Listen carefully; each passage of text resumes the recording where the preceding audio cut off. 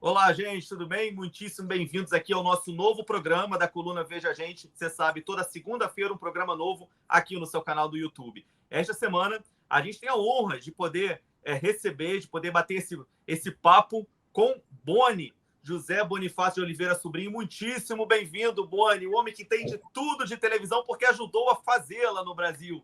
Obrigado, Boni. Obrigado, querido. Estou aqui à sua disposição com muito prazer. Legal. O Boni está lançando agora um novo livro, uma nova autobiografia, com mais memórias sobre os bastidores da televisão brasileira, o lado B do Boni. Você tem aí a capa, Boni, para mostrar para a gente aqui o livro? Aqui, olha aí que bonito o livro. O lado B do Boni. Essa nova autobiografia que sai pela best-seller, né, do Grupo Record. Olha aí.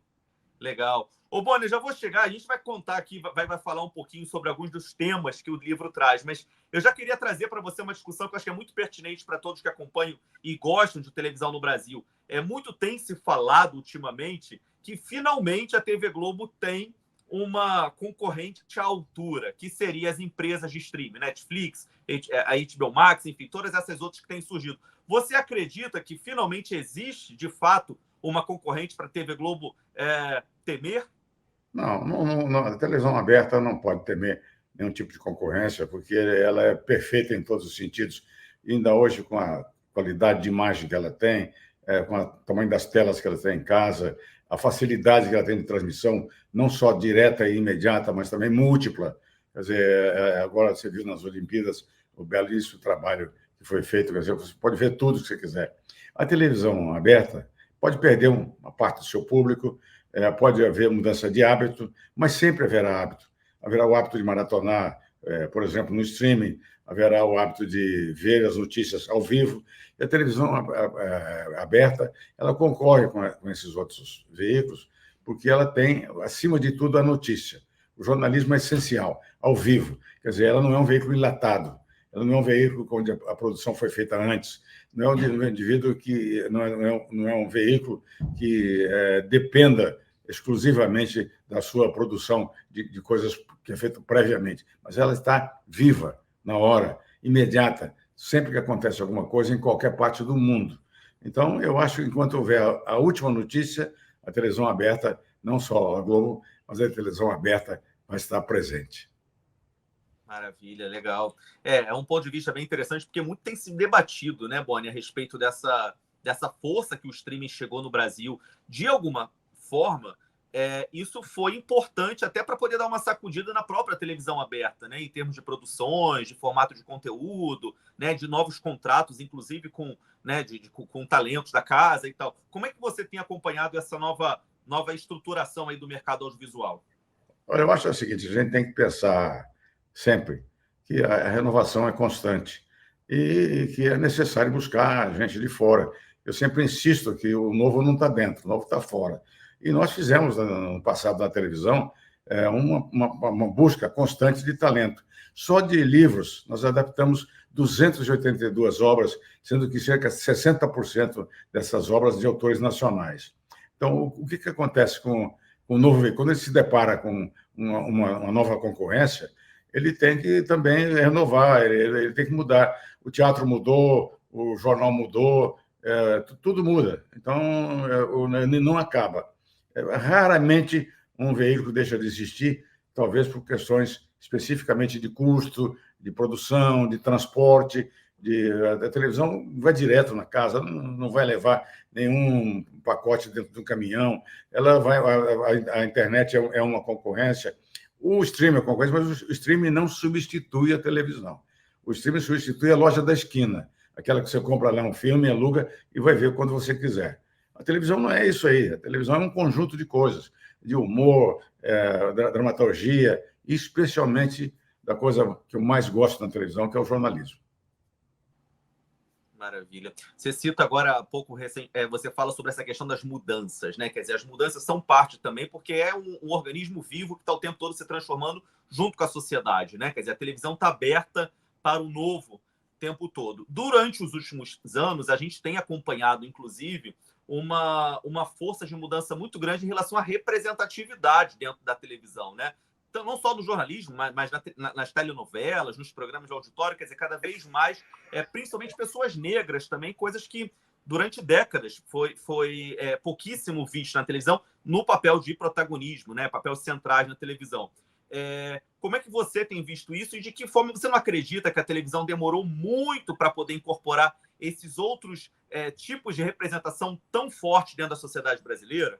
Bom, a velocidade pode ser, mas acontece o seguinte: toda a dramaturgia do mundo é baseada na dramaturgia que veio lá de baixo, da Grécia, da dramaturgia de Shakespeare, é uma dramaturgia, os autores italianos. O teatro brasileiro começou absolutamente com 2 ou 3 autores brasileiros e adaptação de peças de todo mundo. Quer dizer, então, essas peças eram escritas para personagens típicos de uma comunidade europeia. Então, o teatro brasileiro foi assim. Os grandes sucessos do teatro brasileiro, raramente você encontra de um autor nacional, embora muitos tenham acontecido.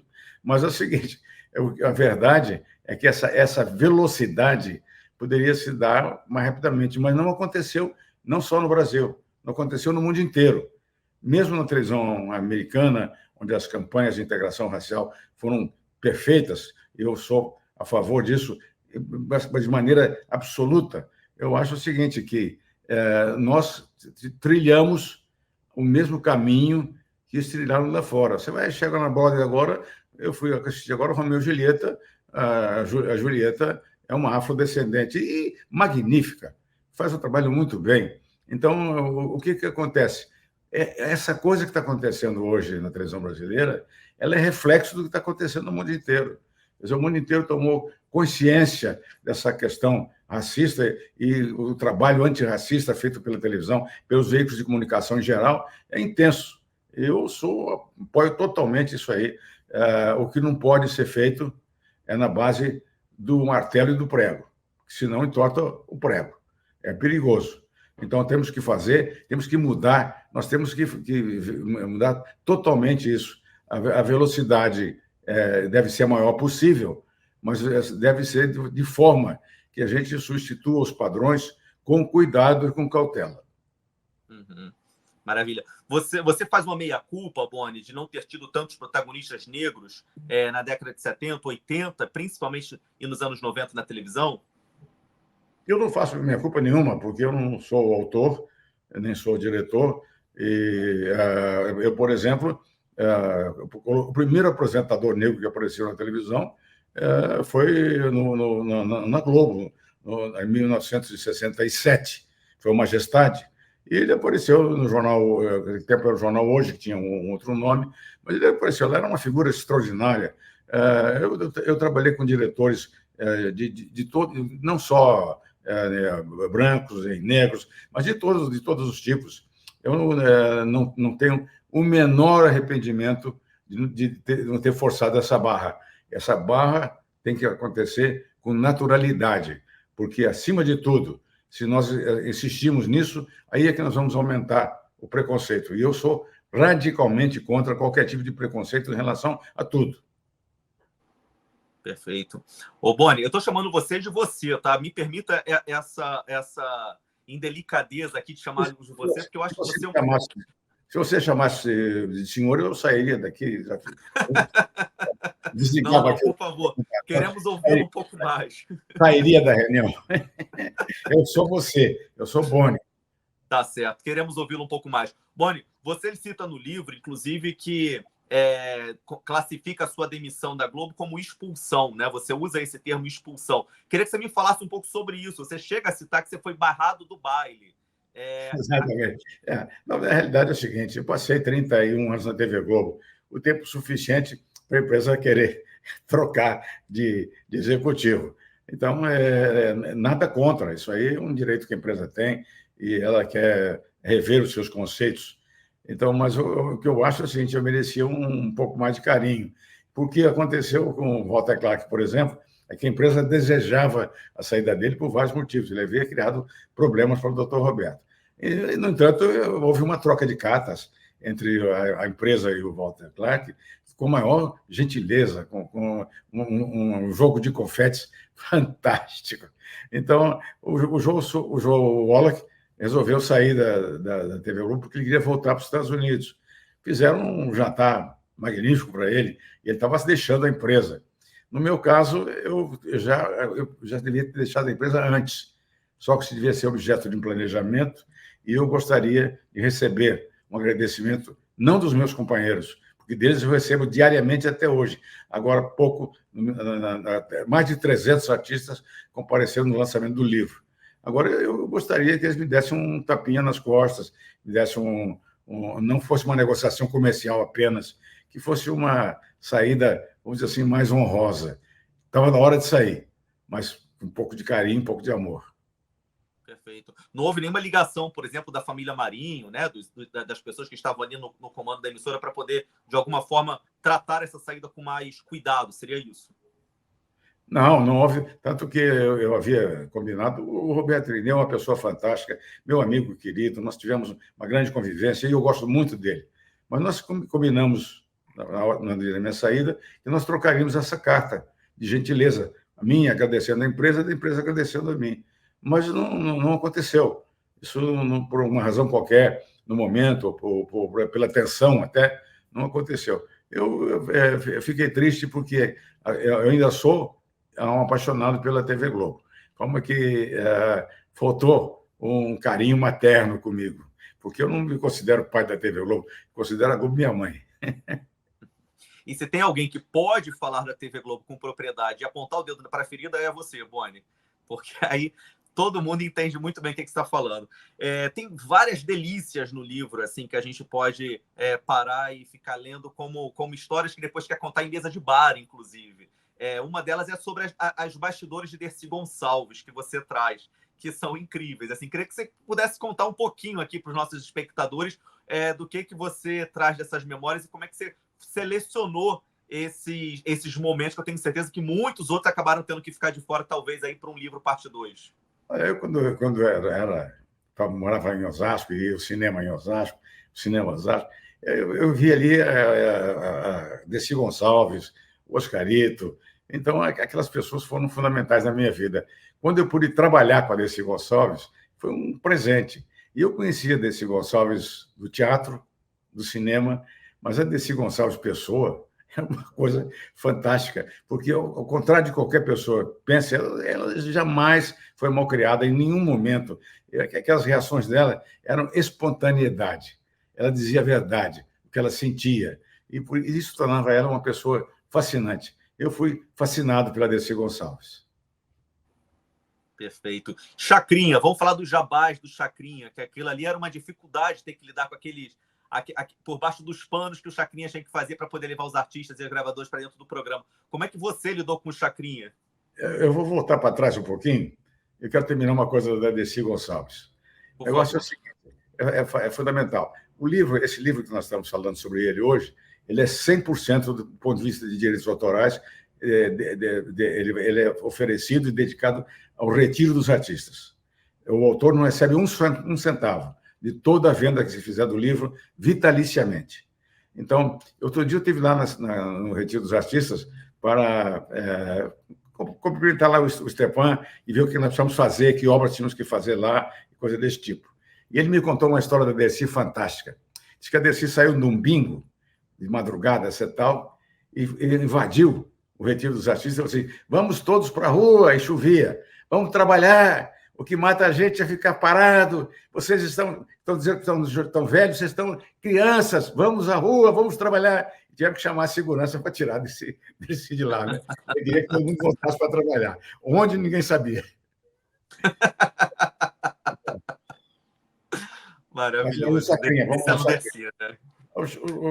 a minha relação com o Chacrinha também é uma relação antiga, porque eu conheci o Chacrinha na TV Tupi, quando o Cassiano levou ele lá para fazer a primeira discoteca, e depois eu trabalhei com ele na TV Rio, em 1963, mas ele nos deixou para ir para Excelsior, mas sempre a relação com o Chacrinha foi sempre uma relação muito agradável, eu tinha uma admiração por esse espírito, a espontaneidade, a coisa coloquial, sempre me interessa muito. De forma que, quando nós trouxemos o Chacrinha de volta para a TV Globo, foi por dois motivos. Primeiro, nós acreditamos no Chacrinha, que bem produzido, bem selecionado, com bons convidados, ele podia fazer um programa que fosse realmente importante na televisão brasileira. Por outro lado, o Walter tinha brigado com o Carlos Manga, porque o Carlos Manga tirou o Chacrinha dele na TV Rio, levou para a TV Excelsior, e ele agora queria dar o troco. Então, ele trouxe o Chacrinha de volta. O Walter queria fazer um campeonato de esgrima nu na praia. Pô, Manga, eu quero disputar um duelo, e nus, os dois na praia. Então, a vingança foi trazer o Chacrinha. E o Chacrinha foi um êxito total. A minha relação com o Chacrinha foi de briga contínua, porque eu queria mexer no conteúdo, jamais no Chacrinha, nunca no Chacrinha. E ele tinha dificuldade de entender isso. Eu queria ter o Caetano Veloso, o Roberto Carlos, o Gilberto Gil, eu queria ter os melhores brasileiros. Levei o Cohen para lá, os nossos melhores pianistas para colocar no programa da discoteca. E o Chacrinha aprendeu que isso dava audiência, que eles iam lá e davam audiência. João Carlos Martins tocava, dava audiência. Então, ele conseguiu fazer um misto de coisas populares e acabou, inclusive, montando um júri só de pessoas da classe socialista, de classe A. Então, isso foi uma sugestão do Ângelo de Moreira, e ele comprou.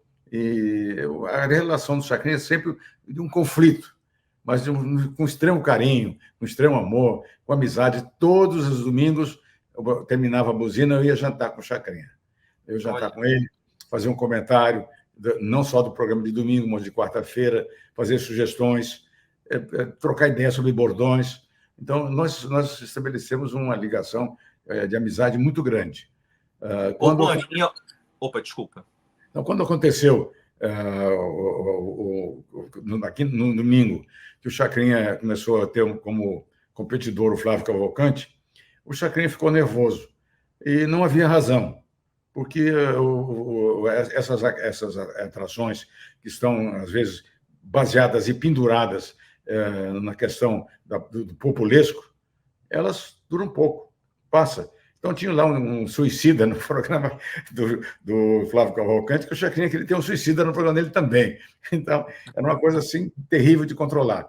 E ele começou a perder as estribeiras no domingo e começou para poder aumentar a participação dele no ar, atrasar o término do programa. Então, o Chacrinha, ele não saiu por causa do seu Sete da Lira, ele saiu porque atrasava o programa. O seu Sete da Lira foi o que ele fez atrasar o programa, e ele usou o seu Sete da Lira sem a minha autorização. Então, eu fui para a emissora, e assim que ele terminou, a razão que eu tinha para tirar do ar, mesmo que foi um pretexto, era o passado horário. E eu tirei o Chacrinha do ar. Esperava que nós fôssemos jantar e que a gente fosse conversar. Mas ele quebrou o estúdio todo, com razão, e foi embora e deixou a TV Globo definitivamente, dizendo assim, todo o império cai, isso vai cair, eu vou acabar com a TV Globo. Não aconteceu nada disso. Ele voltou para a TV Globo, graças a Deus, e foi um sucesso danado. Cada história, né? Esse jantar ficou na conta, né? Esse jantar não aconteceu para poder se debater isso. Ô, Boni, você acha que a TV Globo errou em não ter segurado o Faustão agora mais recente? Olha, essas coisas você precisa conhecer os programas administrativos, né? Eu acho que a relação da Globo com o Faustão não teve nada a ver com a audiência. Ele tinha uma audiência boa que era importante no domingo, vendia muito bem. O Faustão é um grande vendedor, bons clientes. Eu não sei o que aconteceu, mas eu gosto muito do Fausto pela questão que ele tem de respeito ao pessoal que fez televisão no passado, pelos cantores, pela cultura brasileira. Ele pode ser um ser muito engraçado, mas ele tem um respeito enorme pela cultura artística brasileira. Eu admiro o Faustão muito. Ele é um querido amigo e um colega impressionante. Eu não sei o que aconteceu. Eu não entendi. mas alguma razão deve existir que nós, pobres mortais, não fomos informados. Tá certo. Falando de outro apresentador icônico também da história da televisão brasileira, em 1976, 77, não sei, Silvio Santos deixou, né, a TV Globo. Rolou em algum momento uma sensação de arrependimento, principalmente por ter visto o que se tornaria o Silvio Santos dentro de uma outra emissora, com uma outra emissora sendo concorrente direto da Globo? Nenhum arrependimento. Primeiro porque a gente esperava que o Silvio Santos fosse repetir o sucesso que ele tinha na Globo em outro lugar. Nós sabíamos que isso ia acontecer. O problema da saída do Silvio Santos se deveu exclusivamente a um fato. Existiam no mercado, e o mercado publicitário, que você conhece bem, era abordado pela TV Globo de segunda a sábado e era abordado por um outro grupo de vendedores para vender o domingo.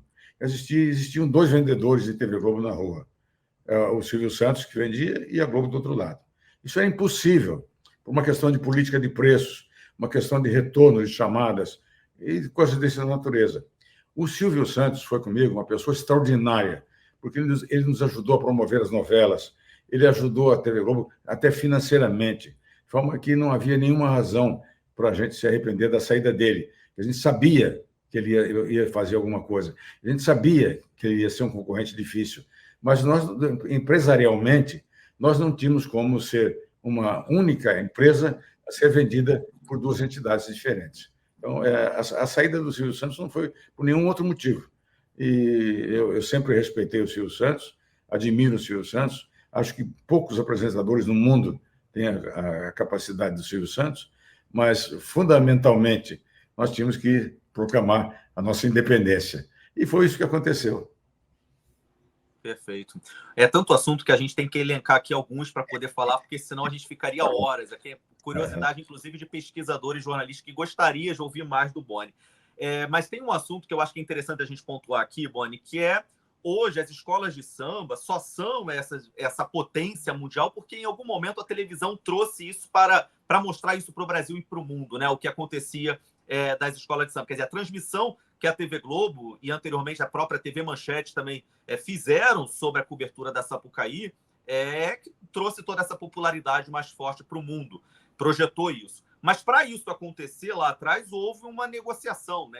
Foi preciso sentar com quem liderava essas escolas, com os bicheiros, com contraventores. Como é que foi esse momento, Boni, para você negociar com o que a gente chama de submundo do carioca? Não havia, antigamente, quando a televisão começou, não havia reconhecimento nem dos direitos das escolas de samba, nem os direitos sequer do futebol. O futebol, quando botava a câmera lá e transmitia. Mais tarde começou a haver a briga do futebol para receber direitos autorais, e a televisão também aconteceu como aconteceu com as escolas de samba. Teve que negociar. Então, a Globo foi a primeira empresa a negociar com as escolas de samba e admitir que tinha os direitos e a investir dinheiro nas escolas de samba. Mais tarde, nós tivemos a Manchete, a Bandeirantes participou disso também, de forma que o reconhecimento da propriedade intelectual do desfile das escolas de samba permitiu que não só a Globo, mas outras emissoras e, acima de tudo, outros clientes e até prefeitura e até o Estado investissem nessa manifestação do samba, que é, para mim, a maior manifestação cultural popular do mundo. Então, eu acho que foi um trabalho bem feito. Evidentemente, quem detinha os direitos das escolas de samba eram os seus patronos. Quer dizer, eles é que financiavam os desfiles e eles tinham os direitos sobre as agremiações das quais eles eram presidentes. Então, a negociação com os que eu prefiro ficar, porque eu só conhecia o lado do patrono. Então, a negociação com essas pessoas foi uma negociação extraordinariamente fácil, muito simples. Eles entenderam rapidamente a importância que teria a televisão para a evolução da escola de samba, para o aumento do brilhantismo dos desfiles. Tudo isso foi feito com muito carinho. Eles foram pessoas extraordinárias, talvez as pessoas mais fáceis que eu tenha negociado até hoje, mais simples e mais direta, e com a validade absoluta do que era combinado. Eu tenho por eles um extremo respeito enquanto pessoas de negócio. Não sou delegado, não sou juiz, não tem nada a ver com as outras atividades. Nessa atividade, eles são sensacionais. Você foi muito próximo do Castor de Andrade, né? E depois, agora, mais recente, do Anísio Abrão Davi, certo? Do Anísio Abrão. Eu sou um apaixonado. Eu sou paulista. Em 1949, quando eu cheguei no Rio de Janeiro, a primeira coisa que me levaram para ver foi um desfile de escola de samba. E, chegando lá, eu fiquei entusiasmado. Eu vi a homenagem a Tiradentes, Joaquim José da Silva Chaves. Então, assim, eu fiquei doido com o negócio da escola de samba, doido. E, mais tarde, tendo a oportunidade de trabalhar com elas, eu acabei participando da escola de samba, porque o Castor aconteceu uma história que eu vou contar, não sei se você tem tempo, senão você depois edita isso aí. Mas é o seguinte, eu estava para estrear uma novela das 6 horas e o Arlindo Rodrigues, que era o cenógrafo da novela e figurinista, sumiu. E eu falei, puxa vida, como é que eu vou fazer para estrear essa novela? Eu não sabia onde é que estava o Arlindo. Aí me disseram, ele está na Mocidade Independente, ele está fazendo carnaval. Ele abandonou aí a novela, abandonou o cenógrafo, a cenografia, abandonou o figurino e foi fazer a escola de samba Mocidade Independente. Aí eu falei, que coisa mais desagradável. Aí eu falei assim, chama o Arlindo Rodrigues, que eu quero conversar com ele, porque ele tem que me entregar essa novela no prazo.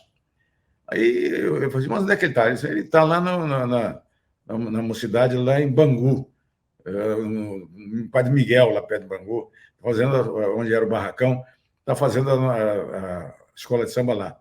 Mandei um carro da TV Globo buscar ele, pela orelha, mandei com segurança. E aí eles trouxeram o carro. Quando ele chegou aqui no carro, ele disse, seu Boni, desculpa, eu estava trabalhando lá no Carnaval, mas está aqui o projeto cenário, tudo prontinho, aqui as figurinhas estão todos desenhados. Eu falei, mas que coisa bonita. Eu fiquei trabalhando esse tempo todinho nisso aí, eu estava lá, mas estava trabalhando. Aí o segurança para mim, senão ele fez no carro. Acabou de fazer, agora ele veio fazendo no carro. Então, aí Lindo, eu vou ter que demitir você. Os cenários eram excelentes, figurinhas, ótimo. Não importa o que ele fez no carro, eram maravilhosos. Mas o Arlindo falou assim, você faz um favor para mim? Vem comigo lá no barracão, vem conhecer comigo como é que é o trabalho, as pessoas que trabalham, ver como é que o carnaval é ensaiado, como é que é feito a comissão. Vem comigo. Aí eu falei para ele, eu vou lá, mas eu sinto, você vai ter que deixar o carnaval. Vem comigo. Fui lá, passei o carnaval, e falei, pô, Arlindo, se você quiser deixar, deixa. Eu não deixo mais. Eu apaixonei pelo carnaval totalmente. E o Castor me chamou, eu ia muito lá para ver o trabalho do Arlindo. O Castor me chamou e disse assim, você não quer dar um palpite, ajudar, dar palpite de cenografia, dar palpite no enredo, dar palpite não sei o quê? Eu falei, eu quero, eu gosto disso aí, eu quero fazer. Então, eu comecei a participar da Mocidade, e lá eu conheci pessoas extraordinárias, como Renato Lages e tal. Eu entrei na escola como palpiteiro, não como palpiteiro pequeno, palpiteiro maior. Então, participei da Mocidade junto com o Castor. Castor, advogado, pessoa de uma cultura extraordinária, habilidoso. O fato dele ser bicheiro ou não é muito relativo, porque o jogo, você não pode dizer que a loteria esportiva, por exemplo, não fosse a mesma coisa que o jogo de bicho. Eu não sei quantas pessoas podem realmente fazer a condenação do jogo de bicho sem ser hipócrita. Eu não sei. O que eu vi, eles fazem o que tem que fazer. O jogo, se fosse legalizado, seria diferente. Legalizem o jogo do bicho. Eu acho uma coisa importante. Faça a legalização e acabe com isso, porque o carioca, o paulista, todo mundo joga no bicho. Então, eu não vou dizer para você que isso é legal. Não, isso é uma contravenção. É igual fumar no elevador, contravenção. Então, agora, se tem alguma coisa atrás disso, eu nunca vi, eu nunca tomei conhecimento, não sei. Então, eu acho que é muito importante a gente imaginar que o fato de eu gostar de carnaval, vou na Mocidade, eu não tenho nada a ver com... Eu vou lá na escola de samba, eu não sou pontador de jogo de bicho, não sou delegado, não sou policial, não tenho nada. Eu não tenho nada a ver com isso. mas tem tudo a ver com o carnaval. Em 2014, você foi enredo da Beija-Flor, né? O pessoal de Nilópolis não gosta muito de lembrar desse ano, não, porque a escola não foi muito bem. Mas foi um desfile que te homenageou e que, de uma certa forma, trouxe um pouco da sua história para dentro do samba também. Quando o Anísio me chamou e disse assim, você vai ser o enredo da Beija-Flor, eu falei assim, minha vida, e eu não dou enredo, eu sou um cara sério, trabalho nos bastidores, eu não sou popular, ninguém me conhece. Mas ele resolveu fazer, mais por uma questão de amizade e de agradecimento. E outra coisa, gente, ficou uma coisa híbrida, porque ficou uma mistura do Boni com a comunicação. Tinha lá o livro, tinha televisão, tinha revista, tinha Veja lá. Então, o processo é que a comunidade não comprou esse negócio, porque era uma coisa extremamente complicada, sofisticada, não funcionava. E naquele ano nós fomos garfados, literalmente garfados, porque eu não queria ganhar o carnaval, eu não queria nem ser enredo, mas nós verificamos que houve uma certa discrepância. Quer dizer, faltou luz, que algumas escolas não foram prejudicadas, pelo contrário, os jurados não viam certas coisas que aconteceram. E nós vimos notas por notas. Tinha lá um sujeito que dizia assim para mim, eu sou de origem espanhola, minha mãe é espanhola, eu sou de origem espanhola, eu adoro a Espanha e a cultura espanhola. Aí um juiz está perguntando quem é esse tal, em vez de Gaudí, quem é esse tal de Galdi, que está no enredo do Boni. Então, com esse tipo de jurado, não podia dar certo. Agora, eu também não gostei do desfile, não, hein? Não gostei, realmente não gostei. Eu adoro a Beija-Flor do Joãozinho 30, adoro a Beija-Flor da comissão técnica, adoro a Beija-Flor que se refez agora, mas aquele momento ali não foi um momento feliz, não. Tá certo, olha aí. Declaração polêmica que vai repercutir no mundo do carnaval, tenho certeza. Ô, Boni, vamos mudar de assunto rapidinho, porque a gente está com o tempo já quase finalizando aqui da nossa entrevista, mas eu acho que é bem bacana o momento em que você fala no livro sobre uma questão que é muito estudada e debatida em escolas, em universidades de jornalismo, enfim, que é a questão da cobertura da TV Globo para o momento crucial da redemocratização no Brasil, que foi o movimento das diretas já no país, né? Quer dizer, a Globo é acusada, com uma releitura histórica, de ter ignorado, né, aquele momento, aquela insurgência que estava surgindo nas ruas. Queria que você me falasse um pouco sobre isso, o que você traz de novo no livro. Eu acho que a Globo não menosprezou o evento, mas ele não se comportou como devia comportar. Quando houve, por exemplo, aí no Rio de Janeiro, o comício da Praça da Sé, o comício começava na hora do Jornal Nacional.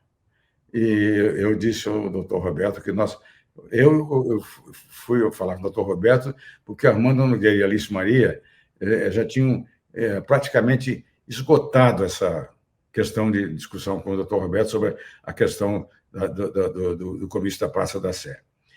Eu fui lá, eu falei assim, vai cair dentro do Jornal Nacional. O Jornal Nacional vai ter que transmitir. E o doutor Roberto disse, mas eu não tenho nada contra a transmissão, você pode transmitir.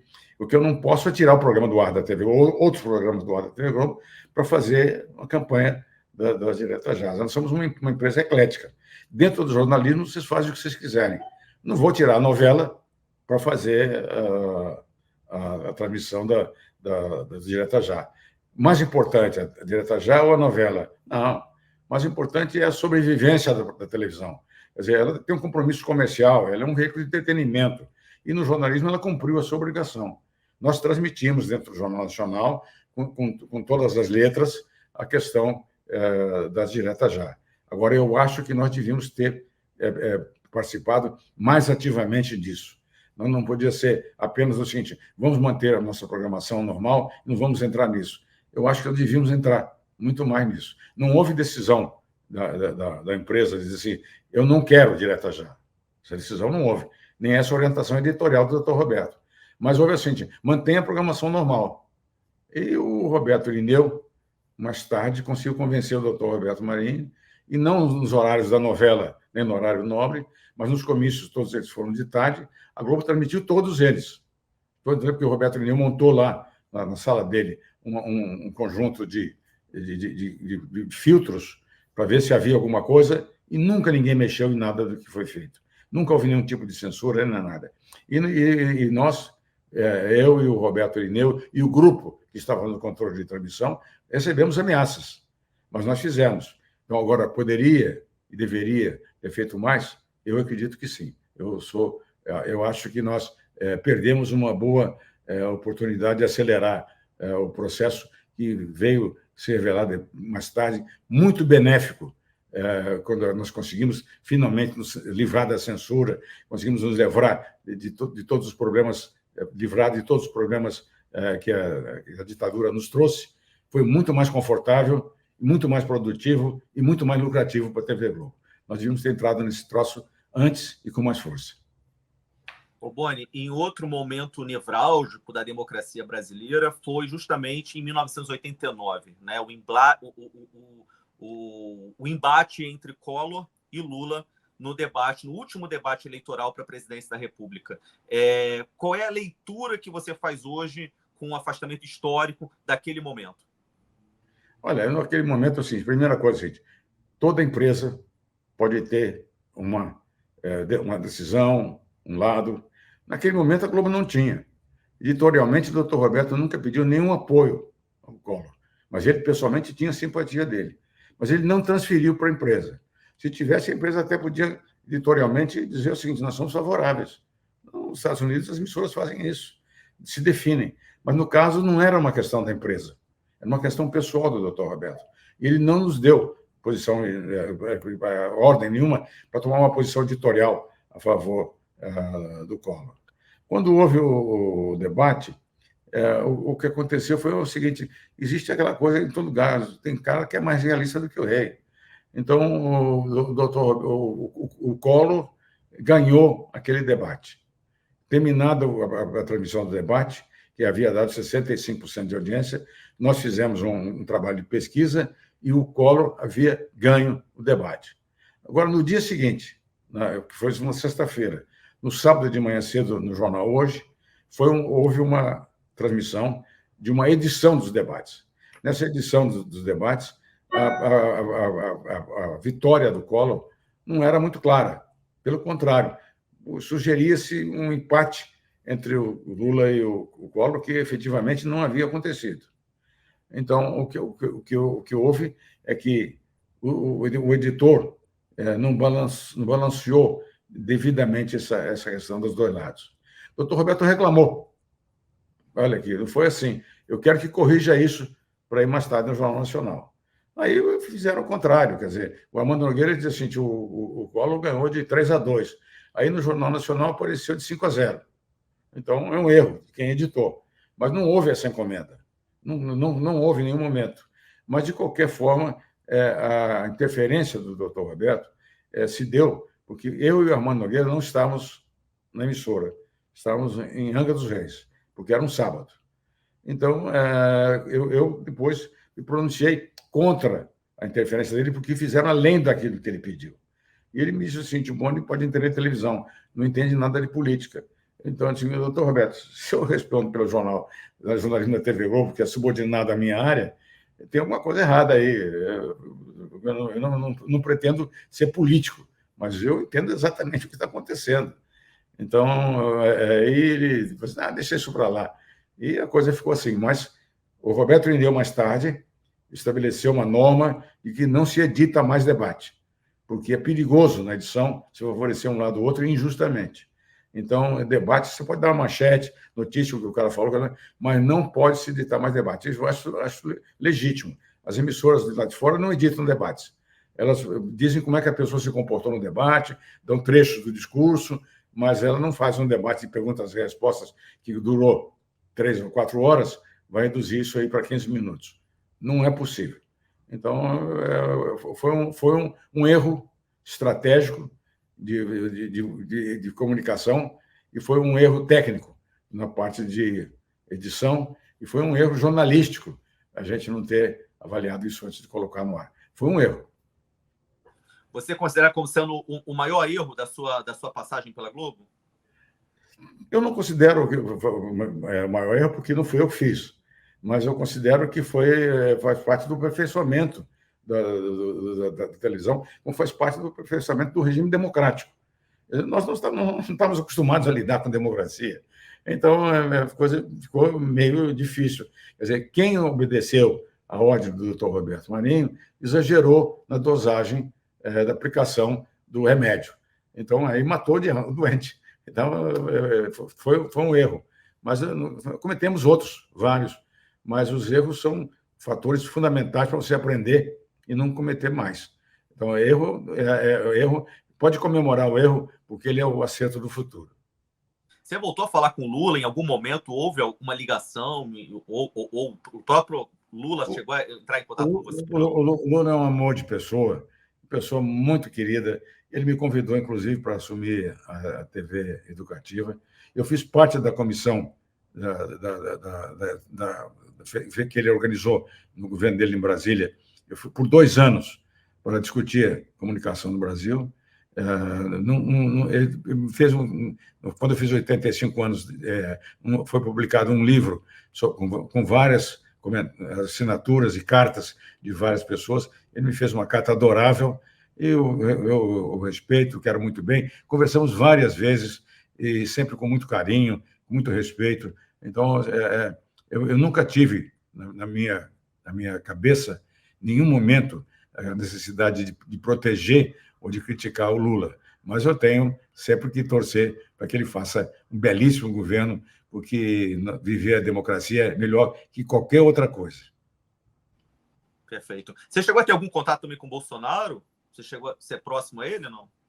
Não, o Bolsonaro eu já estava fora da televisão e não tive mais contato com ele. O contato que eu tive com o Bolsonaro foi através de ver o pessoal da imprensa ser repudiado, o pessoal, as mulheres serem ofendidas, talvez por uma questão estratégica ou até por uma orientação política, por um marketing político qualquer. Mas eu não tenho nenhuma ligação com o Bolsonaro e não tenho nenhum juízo de valor, porque eu não consegui entender a postura dele e, em alguns momentos, em alguns casos. Mas eu não tenho nenhum julgamento a respeito do Bolsonaro, nem o conheço pessoalmente.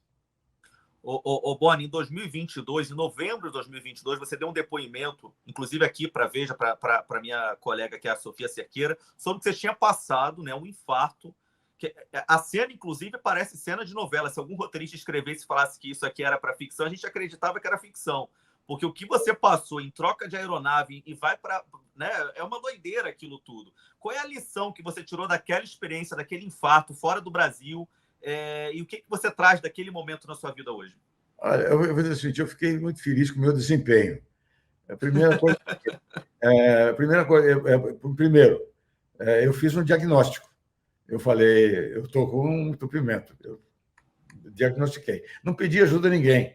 Meti a mão na minha bolsinha, tirei o meu Isordil e comecei a tomar um a cada 15 minutos, enquanto eu pedi auxílio ao comissário Mário Henriques, que era meu amigo, estava a bordo, e ele resolveu, chamou a minha mulher, que estava sentada no banco de trás, para achar mais o meu remédio, porque a dor era tão grande que eu tinha dificuldade de encontrar o remédio na bolsa. Mas eu tomei o remédio e fiquei tranquilo. Eu me despedi da minha mulher, pedi para ela transmitir aos meus filhos o carinho que eu tinha por eles e me preparei para ir embora. E não tive preocupação nenhuma, medo de nada, tranquilamente eu fiz o que eu tinha que fazer, mas aí acabou acontecendo todo aquele desastre lá, que foi me retirarem do avião, me abandonarem em Porto Rico. Tinha recentemente um furacão em Porto Rico e os hospitais estavam lotados, eu não encontrei o hospital, os hospitais particulares não estavam operando porque era um fim de semana, então eu tive lá que assinar um papel no hospital dizendo que eu era responsável pela própria minha vida. E abandonei aquele hospital e fui para o hotel. E daí o Boninho soube aqui que tinha acontecido no avião, tinha uma pessoa da TV Globo que avisou ele acionou meu filho, que mora em Orlando. Nós temos lá um amigo, o doutor Rodrigo Lago, que é um grande cardiologista, e ele falou assim, vem para cá. Aí eu tive que arranjar um aviãozinho, fui para lá e fui operado com grande sucesso, e rapidamente. forma que foi tudo tranquilo. Para mim, foi como se eu tivesse, como eu fui para operar em Orlando, foi como se eu tivesse ido à Disneylândia. É cheio de loopings, né? Muito bom. Ô, Boni, a gente teve um sucesso aí recente de volta no ar, né? Que foi Pantanal. A Globo se empolgou e botou Renascer. A gente está acompanhando aí as últimas semanas de Renascer. Vai ter Vale Tudo também, uma outra grande obra de Aguinaldo, Gilberto Braga. Queria que você me falasse um pouco sobre como é que você tem visto essas releituras, esses. É uma sensação de nostalgia ou é uma tentativa de se manter esse vigor da teledramaturgia diante dos novos desafios do streaming? Olha, o remake não é uma coisa nova, né?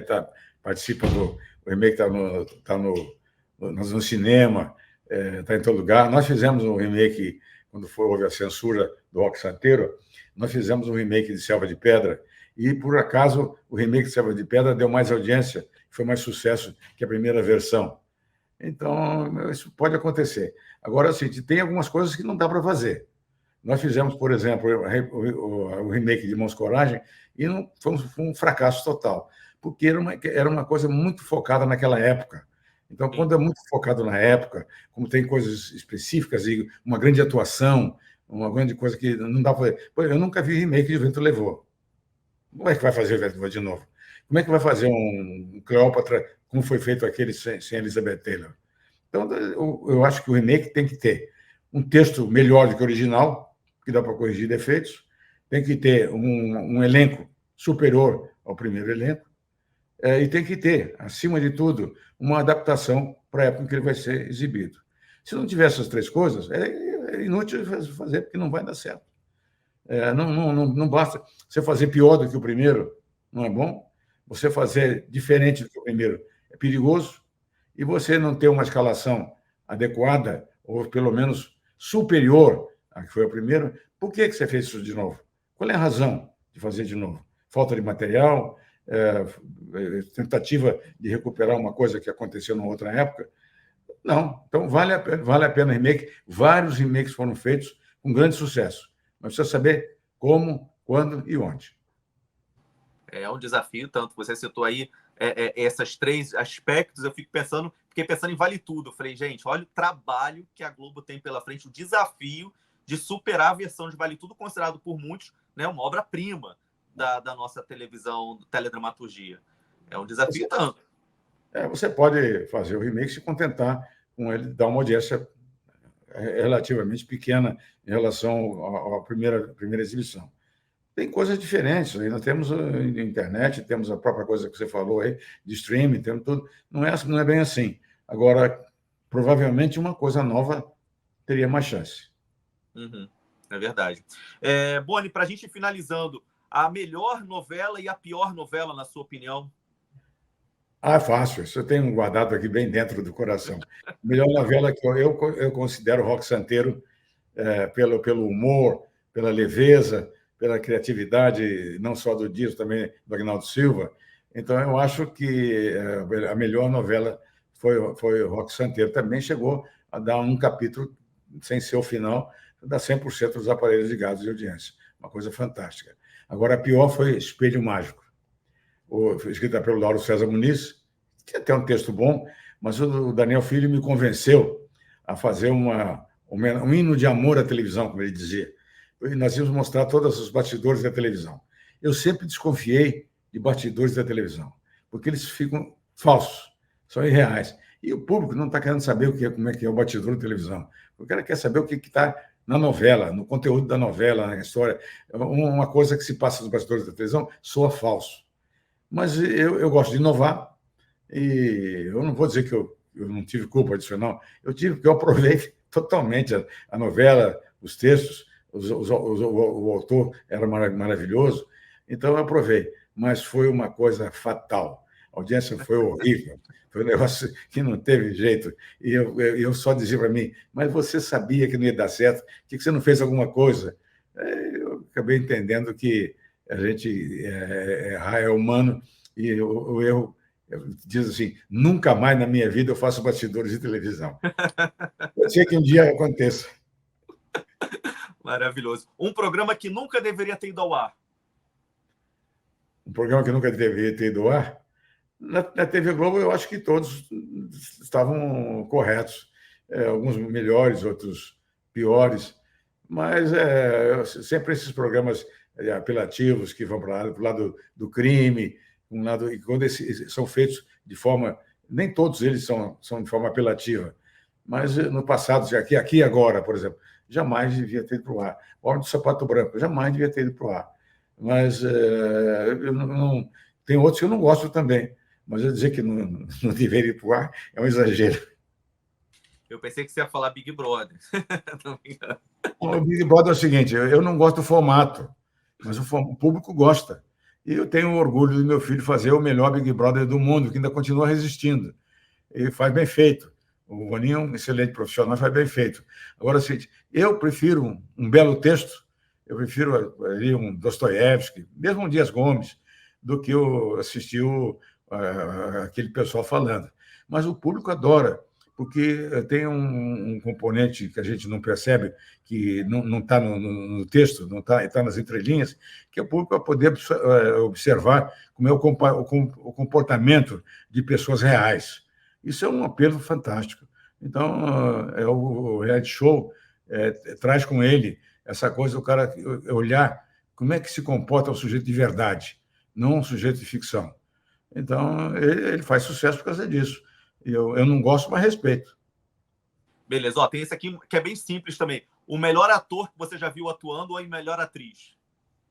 Olha, realmente isso é impossível, né? Você pega uma Regina Duarte, uma Fernanda Montenegro, uma Glória Menezes, uma Suzana Vieira, como é que Glória Pires, como é que você vai escolher a melhor?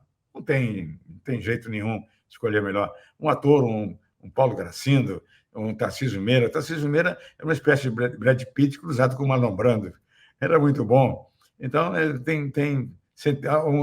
veja você, o Tony Ramos, o Nília Torraca. Como é que você vai escolher o melhor? Não tem. Eu acho que o Brasil tem uma quantidade de talentos extraordinários na dramaturgia, não só autores, como atores e atrizes.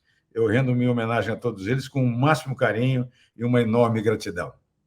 Estão todos muito bem citados no seu livro. Boni, muitíssimo obrigado pelo bate-papo, pela entrevista aqui deliciosa, de saber um pouco mais dos bastidores da televisão. Para quem quiser saber com muitas outras histórias, está no lado B do Boni. Tem aí a capa, Boni, para mostrar para a gente? Está aqui a capinha. Pelo amor de Deus, compre para casa ajudar lá, o Retiro dos Artistas. Aqui, pronto, aí, uma boa causa. O lado B do Boni. Eu tenho o seu livro anterior, esse livro aqui, ó, o Boni, o livro do Boni. Esse aqui já foi lançado já há algum tempinho. A gente encontra mais em sebo hoje em dia. Mas esse livro aqui também... O lado B traz uma revisão de algumas coisas que estão aí, acrescenta outras coisas e entra mais na parte mais coloquial. Vale a pena ler, é divertido.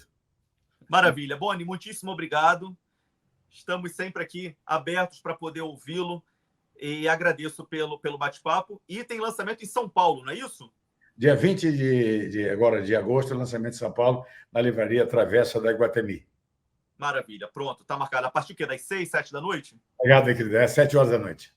Pronto, tá certo. Obrigado, Boni. Até mais. Obrigado.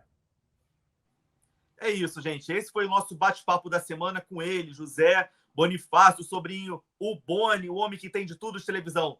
Fiquem bem, vocês sabem, toda segunda-feira um programa novo aqui da coluna Veja a Gente no seu canal no YouTube. Até mais. Tchau, tchau. Valeu.